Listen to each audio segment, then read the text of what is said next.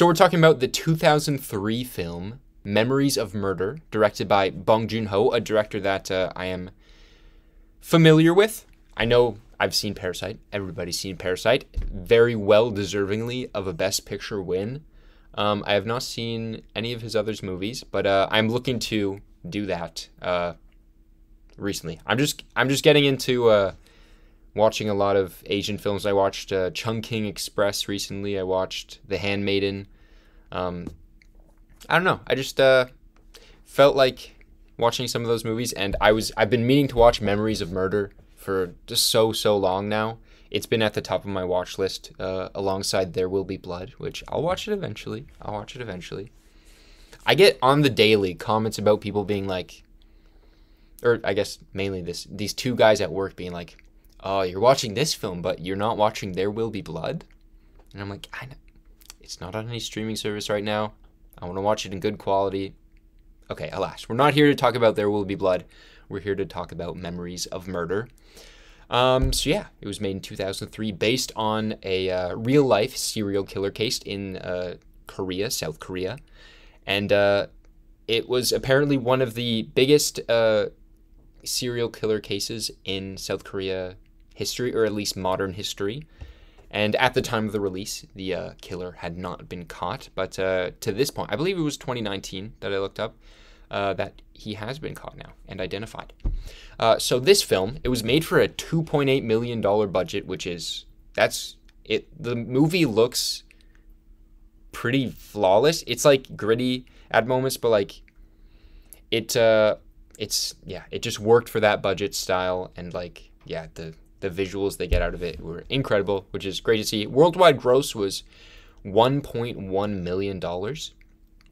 But I think as time went on, it became considered more of a classic, maybe less upon its initial release. And as we saw in the trailer, it got a new remastered release as well. So I'm sure it's doing all right for that production company. But yeah, I think upon release, I read that in Korea it was a decent hit.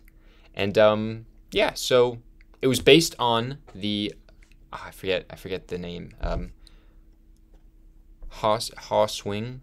I really should have looked this up. I looked it up earlier and was like, yeah, I'll remember the name of it. But yeah, it was a small town murder in South Korea where this man killed, I believe it was around 14 people. In the movie, I believe it was just 6. But yeah, for so long, the killer had not been caught. And in 2019, the killer was already in prison. He was in prison for, I believe, raping his wife or sister, somebody related to him. And yeah, he confessed to all of the crimes, but apparently the statute of limitations made it so he couldn't have a trial or something. I don't know too much about that. I saw it in a video earlier today. And but yeah, he was identified, which was a big thing. It was a big thing. So in this movie, we follow Detective Park. I was going to say Dr. Park. Detective Park, played by Kang Ho-sung, who was the father in Parasite, seems to be a Bong Joon-ho mainstay, and he's great in everything. He's so good in everything, and he's the standout in this movie. And his motif throughout the film that was also in the trailer, it's introduced very early on, so it's not the biggest spoiler, that he can look into any culprit's eyes and he can look into their soul and figure out if they are guilty or not. And that part of the movie, it's just Bong Joon-ho has like so many small themes, repetitive themes that are brought up, and they make the characters just so much more interesting. Like, you have that with Detective Park, and then the next character, Detective Chu, he just drop kicks everybody. It was crazy. Even Detective Park does that at sometimes. Like, he's pretty physical compared to the one detective from Seoul, but yeah. So his partner, Detective Chu Young-koo, I think that's what I have written down, and it was on IMDb. Yeah, they're kind of the two. I wouldn't say they're the main buddy, but they've known each other for a while. They're the first two detectives on the case, and they were both great. Of course, Detective Park, more of a standout. And then the third detective that comes into play, that kind of rounds out the three main cast members, Detective Park Do-man, and he comes from Seoul, and he arrives in a very interesting way. Um, People know in this town that these murders are going on, and so one woman, she's walking, it's broad daylight, in the middle of a street, and there's a man walking behind her, and the audience does not know that this man is a detective at that point of the story, so she tries to run away, and she falls down a hill, and he's like, oh, let me come help you, and she's like, no, no, don't touch me, and conveniently, Detective Park is there at the same time, and he drop kicks the living daylights out of this man, and and then he finds out he's a detective as well, who's apparently coming in by his own will to try to help with this case. So there's some hints to some backstory there that's never really found out, but it's yeah, it's interesting that he came and kind of volunteered himself for the case. But yeah, those are the three main characters that really are the heart of this film, because they have the conflicting viewpoints of how they want to solve this murder. Because the first two, Detective Park and Detective Cho, they both are very, I think it was a quote near the beginning of the film where they're very much on their feet, is a thing where it's like, in America, detectives use their minds, but here in Korea, they have their feet, and so they go out and they literally try to beat the culprits into confessing. And you can tell very early on, they're not made to be sympathetic protagonists in the way that you know that what they're doing is wrong, and that they're just grasping at straws for everything. But in the end, it definitely is like more sympathetic towards the characters. But yeah, it's just, it has the subtle backdrop. This whole movie has the subtle backdrop of South Korea not caring about these murders and having their own problems at that time, because there was riots at points in the movies. And then I remember one point that one of the cops is walking through as the riot's going on, and he like literally like beats up somebody just in the middle of the street, and it's just, yeah, you can tell very subtly in the movie. Bong Joon-ho does a great job at just showing that there's these moments where it shows the world of Korea at the time is very much at war with itself, so it can't put its full effort into finding out the serial killer.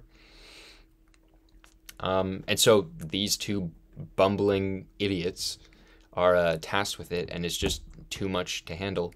And when they get the help from the guy from Seoul, he does have a different approach. He's more analytical.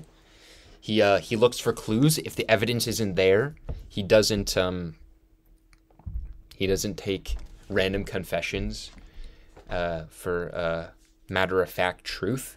But yeah, the movie is so great because it shows that it's not a movie where it's like, oh, it's a clever, they find a cool clue and that leads them down this rabbit hole and everything. It's like half the clues in this movie aren't anything. They end up being nothing, which is unlike many other movies, because they have the motifs where it's like some of them do mean things, but it doesn't mean that it's gonna lead them to be any closer to finding the killer. Like they pretty early on find out, or maybe like halfway through, that the killer always strikes when it's raining, and that those scenes were very intense and they were really great when they were fighting in the detective's office, and then they realize that it's raining, and then the what's his face, the sergeant, he calls for backup, but then they realize that it's too late, and while they were fighting, somebody else got killed. And yeah, those are the the biggest gut punches for the whole movie. I'm losing my train of thought here, but yeah, main three guys, core of the movie, they were great. Moving on to some of the other characters, yeah, we have the sergeant, and he was he was like, he was subtly comedic, where you have the two bumbling idiots, and then the third guy kind of becomes a part of that crowd at some point in the movie, and he's kind of just like the serious mentor figure who's calls them out for their stupidness. And yeah, with the Detective Cho, when he drop kicks a guy over a table. This is like the fourth time I've mentioned drop kicking, because there's a lot of drop kicking in the movie. He tells him he can't go in the interrogation room again, and it's like, watching that, I'm not taking it seriously. It's like pretty funny, but it doesn't take away from the gravity of the situation. But I don't know. It's a hard thing to balance, and in my mind, it's still weird that there's these moments of showing these bumbling guys trying to solve this very serious crime. At one part, yes, there are funny moments, but on the other side, it's kind of a cool contrast to see that, yeah, these guys aren't taking it seriously, and it makes it even more sad to see because, yeah, it's not going to get solved with these guys on the head of the case. But yeah. And then we also have Officer Kwan, who is the one female officer, it seems like, in the entire police station. And she was kind of like, it's all these men who are in the forefront, and then she was the one who actually provided some actual good evidence to all of them when she found out that that radio station played that song every time somebody was killed. Again, we don't know if that actually led to finding the culprit, because at the end of the day, we don't know. But it did lead them to finding potentially the culprit, and then just finding some more definitive facts that could have led them closer to it. She also dressed up in red and went out in the rain one night, which is like crazy. And like, she also went to the police, or not the police station, the radio station, to find out who sent in the letter requesting the song. Like, she did a lot of things that are kind of like unsung to actually moving this case forward. Yeah. And then we got our three suspects. Those are kind of like the last few main characters. So we have I don't know, Baek, Baek. And he is the one. He has the burnt face and the burnt hands, and he was in a fire at some point. I know it was kind of just alluded to with, yeah, his burnt face and everything. And then at the end, he has that motif. Not motif, what am I saying? I feel like I just throw that word around sometimes. Motif makes me sound smarter. He has the lines where they're trying to get him to not confess. They try to get him to tell them what happened on the night of the murder, and he just talks about the fire and everything. And yeah, he was one of those, like, he's one of those creepy characters, but because of his disabilities, you can't really figure out what he's thinking or what he's doing the whole time. But the actor who played it did a great job, and yeah, he was very important. At the scene where he gets killed is a crazy one. But yeah, in general, he was great. And then we have Joe, played by Taeho Ryu. He was the guy who they found at the factory, who was wearing the red panties. So the guy who went to the crime scene that started masturbating that they chased down, which was, again, a great scene where it kind of feels like a little silly at the same time. But you have the two main detectives, Detective Park and Detective Cho, go to the crime scene. And Detective Park had just gone to a fortune teller, pretty much, and she tells him that if you pour mixed dirt water on this paper, it'll give you the face of the killer. And they're just doing that at the crime scene. And then, oh, here's somebody coming. And then it was Detective Park, and he's just there smoking a cigarette. But then, oh, they hear somebody coming, so he hides on another hill. And I just love that shot, the framing of that sequence, where you see in the foreground the two detectives hiding on one hill. In the background, you see Detective, I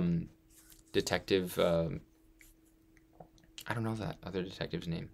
The guy from Seoul. I think I've been saying Detective Park, but his name wasn't Detective Park. And he's hiding on the back one.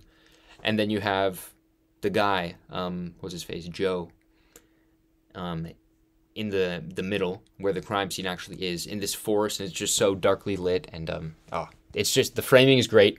And again, it's a scene where it's like, it's kind of comedic, but like, they're literally watching this creepy guy masturbate on a crime scene.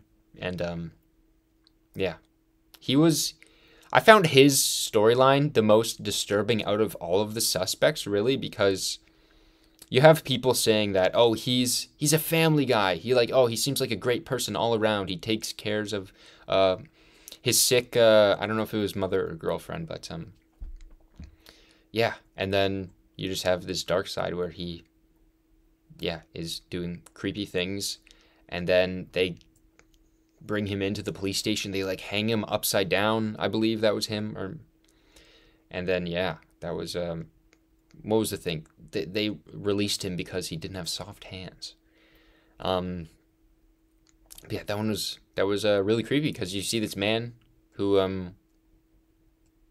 I wouldn't say he's completely innocent because what he's doing is very weird, but it seemed like he wasn't the killer and they're just torturing this guy, and yeah, disturbing. And then we got the final suspect, Park Hyun Gyu. I hope I'm pronouncing that right. And he is the other factory worker, and they find him after Officer Kwan gets the letter from the radio station, and they find him, and he's kind of the one they beat down the most in the end, because the one officer from Seoul, he is tasked with, or he wasn't tasked with, he's kind of just obsessed with following him to figure out if he's the killer. He notes he has soft hands. And in the end, we get that final sequence in the train tunnel, which is just that final sequence is so good, so good. There's so many just great moments in the movie. Like, I remember the locations in this movie very well because you have like the ditch where the first body is discovered on the side of the road. It's just the image of him. You could be driving by it at any time, and there could be something disturbing, a dead body down there. And then the train tunnel at the end is just such like a classic detective noir image, and the contrast of it, and just like it's raining, it's raining, it's dirty. He's trying to get this guy to confess. He has a gun to his head, but they don't know if it's the actual right guy, and it's just that sequence. At the last like 30 minutes of this movie are just flawless, and I loved it. In the end, I just loved the entire movie, but those are some standout sequences. But I could drop into like any part of this movie, and each sequence I could find something like interesting with it, because that's Bong Joon-ho. That's who he is. Those are kind of the main characters. Like I said before, it's based on a real case. And when I was looking up at this movie, a lot of reviews, even just on Letterboxd, and just a lot of like videos on the movie, compares it to Zodiac, which people are saying is kind of like it's a American counterpart. I haven't seen Zodiac in a very long time. I feel like I saw it maybe 6-7 years ago. It's been a while. I saw it in high school probably. It's again a case that was very enigmatic. It was hard to solve. But I think that just the overall backdrop of Korea in this movie, and the fact that these detectives are literally grasping at straws, there's a lot of similarities, but it sets it apart in my mind. This movie feels a lot more dirty, where Zodiac's feels more polished. But again, both great movies. Serial killer movies are they're just so good. I really love small town crime. That's just a great genre, because I think I'm a person who really loves movies that has nature as a backdrop, and this movie had a lot of that. It also did have a bunch of like the dirty city and everything, but some of the images that stick out are just the nature backdrops, and a few of the scenes where you have all the killings happening outdoors, and then you have that one scene where they're trying to. Oh, one other scene that was great. Yeah, they're trying to recreate the crime with that one suspect, the guy with the burnt hands and the face, which is so weird. It's like they're trying to recreate it to prove that he did it, and then they're out in this field. That was a weird scene. And then they realize that he couldn't have done it, the officer from Seoul, because he had webbed fingers because his hands were burned, and he couldn't have tied her up to gag her or something. Yeah, that was a weird scene. It just made the police officers look like damn fools. And speaking of that location, which was like where they found one of the first bodies, right? The scene at the beginning also, again, flawless. That one scene where they're trying to find clues, and you have Officer Park coming in. He's like, "Oh, what's everybody doing? You should have been here half an hour ago." Finds the footprint. And then the tractor just drives over a footprint, so he makes his own footprint and fabricates this evidence, which is, one of the things very early on that makes the audience realize, these officers, a little bit, not the greatest people, not the greatest at their jobs. But, it's just,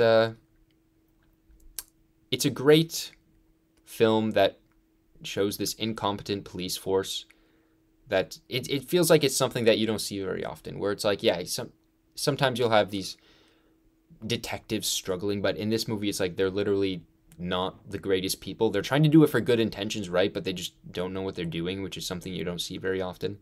And like I said before, the backdrop of just like the riots happening and everything like that, it's unique, and it makes for a very interesting atmosphere. Yeah. So the motif of the eyes, like looking into people's soul and finding he knows who the killer is. Sorry, let me rephrase that. So there's a scene early on where it's in the precinct, I'll say, and he's talking to another officer, and he's like, yeah, I can look into suspects' eyes, and if you give me a couple suspects, I can look into their eyes, and then I'll know who the culprit is. I'll just know. I'll stare into their soul. And then in that scene, there's two guys where the officer says one guy is like a murderer or a rapist or something, and the other guy is the victim's brother. Can you tell who's who? And it doesn't give us an answer, which is very funny, because I thought that they were going to give an answer, and he was going to try to choose maybe who would be wrong, haha. But I think that the fact that he didn't give an answer just speaks to, it kind of just told us what was going to happen with the movie right in that scene. They were like, he thinks he can look into people's eyes, but in the end, he just doesn't know. And then that's paralleled at the very end, which in a great sequence where he looks into his prime suspect's eyes in that train tunnel, and he looks him in the eyes, and he finally realizes that no, he doesn't know what he's doing, and he can't tell actually. And yeah, it's a great arc for him to go on, and it's kind of like, that's kind of him at the beginning of the movie. He tries to make the culprit by making them confess, by beating them down until they actually believe that they did it. Anything, getting recordings of them just repeating things that he said to them or he told them to say. He'll do anything like that. And it's his like hands-on approach there. And then he finally grew at the end to try to actually face the facts where that he doesn't know. He doesn't know. And that kind of is paralleled with the guy from Soul, the detective from Soul, who comes in, who's very much, if we don't have the definitive answer, then we don't know. But then he switches to the end to him trying to get the guy to confess. He's going to shoot him. And so they kind of go on opposite journeys there, which is very cool to see. And then I want to say something else. Oh yeah, the detective, who is it? Cho, the guy who drop kicks everybody. I see him as kind of like the sidekick to Detective Park. I wanted to talk about his amputation. Or I guess they don't show it, but it's weird because it's like, yeah, they kick a lot of people. It's not like punching. They use their feet mainly, which is, yeah, probably hurts even more because like leg muscles are just so much more strong. But in the end, he has to get his leg amputated because he got hit with a rusty nail, which was, when I heard that, I was kind of like, I felt what Officer Park was. He was like, what? He just has to get his leg amputated? That's crazy. And it's kind of like the one thing that he's been using to try to solve these cases. And it's kind of like, it seemed like it was the movie telling him, or just the world around him telling him, it's like, what you're doing isn't right. You're not good. You're not going about this right way. You're using your feet too much, so we're gonna take that away from you. Which was, it was funny. It was interesting. Maybe not that funny. Okay, I think him kicking people was funny, but it's just I say funny as in like it was just a cool, thing that they're kind of just commenting on these incapable police, you know. But yeah, and then like I mentioned before, I just wanted to go back to I don't understand how Bong Joon-ho mixes this very dark subject matter with comedy. You have that with Parasite, which is, I would say Parasite's a little more comedic than this movie. The end sequence in Parasite is just crazy bonkers, and it still has a lot of comedy to it. And it's just very much less grounded in reality, where you have the basement dwellers and it's more creepy thriller-esque. But yeah, this one grounded in reality, but there's just so many moments of lightheartedness, and a lot of it comes to the expense of the police officers, where it's like making fun of them. Maybe not. Yeah, the movie kind of just making fun of them, trying to showing what they're doing, and then subtly saying, "Hey, these guys are idiots." Yeah, Bong Joon-ho was just the master at that, and I till this still I don't understand. I wish I could talk about why it works so well, but I don't know. I think they take the moments of seriousness very well, They're very dramatic. Yeah, I just wanted to mention again. I can't give a definitive answer of why I think it works so well, but it just does. It just does. But trying to think if there's anything else I want to say about this movie. In the end, I think that I love this movie. I think that I'm a big fan. Small town crime movies. Bong Joon-ho's the man. Can't wait to watch his other stuff. And yeah, I guess I didn't really talk about technical things, but like, yeah, the music was great. The cinematography was incredible. I do love the ending scene. Oh, I guess I'll talk about the ending scene for a second, because like the ending scene, there's so many images left in my mind, right? I have the images of the rain coming down, so many sequences with rain coming down, right? Because it's about the killer kills during the rain.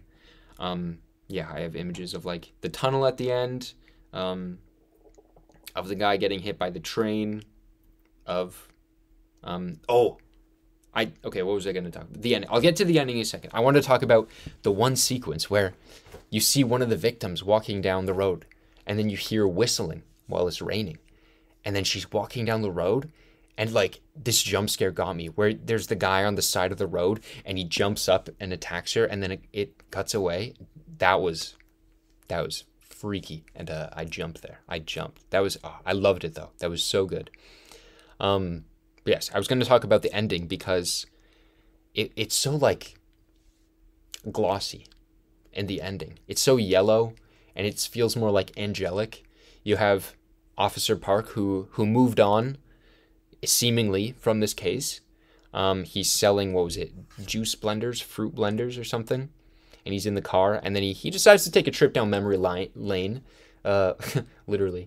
The official title of that street in the movie is Memory Lane. No, I'm just making that up. But he goes down the road where we first saw the murder in the ditch, and he goes down there and he looks down there, and yeah, they don't reveal what's down there for a second, and it's like the suspense in that moment is so great.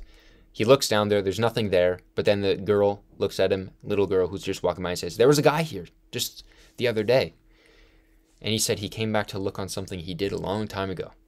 And that's just like, oh, that's just such a nice cherry on top of the whole film.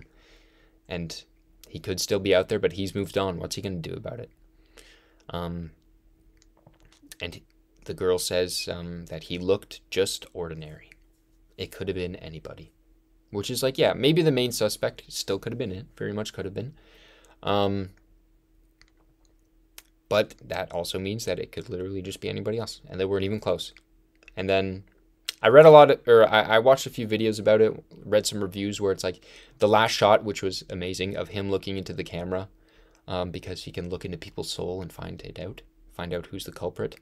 And yeah, so that's just, initially when I saw that, I was trying to dissect it and be like, he's looking into I was thinking of the screen as kind of a mirror, him looking into his own eyes and being like, how much damage did he do because of his incompetent police officering. But yeah, I read up on it, and Bong Joon-ho said that it was a lot about looking into the crowd and breaking the fourth wall and saying the killer might still be out there watching this movie right now, and he wants them to be recognized. And yeah, which was a lot more chilling, because yeah, it's just telling the audience, and that's the message that now I'm left with after hearing that yeah, the serial killers could be blending in with literally everybody. Everybody has a dark side. But yeah, ending was just absolutely perfect last 30 minutes to a movie. Was there anything else I wanted to talk about? Any other notable scenes, really? I mean, every scene. I could go over every scene because yeah, love this movie. But I think that'll do it. Nice, short and sweet. In the end, I gave this movie a 4.5. I always say Letterboxd reviews. It doesn't really matter. But if you like crime, thriller, mystery movies, like this is must watch. Memories of Murder is amazing. Loved it. And yeah, I'll leave it at that. I'm literally just like, I'm excited just to keep thinking about it. I'm excited to watch other Bong Joon-ho movies. And yeah. So, next week. Next week is April, 18th? April 18th, Easter Monday. I will likely still stream either on the Monday or Tuesday. We'll see. But next week, I would like to talk about, I think I'm going to do an animated movie from 1988 called Akira, which I know a lot of people know already. But myself, I have never seen it before. Hey, it's a sci-fi action, like super glossy, just overall cool looking animated movie, and I'm very excited to see it. It's been on, just like Memories of Murder, it's been on my list for a very, very long time, and I just found out about the streaming service called Tubi. I don't know how good it'll be, but apparently it's just like you can watch movies. There's a pretty big catalog of movies that I've kind of been wanting to see for a while. Catalog of movies that you can watch with ads for free. And Akira is on there. So I'm going to try to watch it there. If not, I think I have a friend I can borrow a Blu-ray from. But alas, I don't know what to expect. I'm very excited. It's R-rated. But hey, I've heard great things. I'm very excited to watch it. That's going to be next week on, we'll say, April 18th, 7 p.m., the Film Spot. Be here.